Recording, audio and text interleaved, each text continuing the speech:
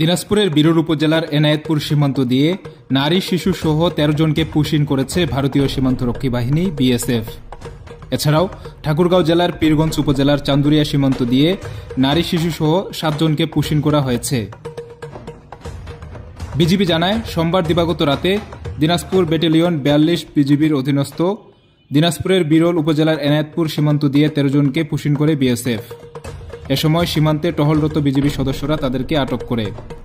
আটককৃতদের মধ্যে ২ জন পুরুষ, ২ জন নারী এবং ৯ জন শিশু রয়েছে। একই রাতে ঠাকুরগাঁও জেলার পীরগঞ্জ উপজেলার চান্দুরিয়া সীমান্ত দিয়ে ২ জন পুরুষ, ২ জন নারী ও ৩ জন শিশুকে পুশিন করেছে বিএসএফ। তাদেরকেও আটক করেছে বিজিবি। আটককৃতদের বাংলাদেশি নাগরিকত্ব যাচাই বাছাই শেষে প্রয়োজনীয় পদক্ষেপ গ্রহণ করা হবে বলে জানিয়েছেন দিনাজপুর ৪২ বিজিবির অধিনায়ক lieutenant colonel Abdullah Al Moin Hossain. News desk, creative Dinajpur.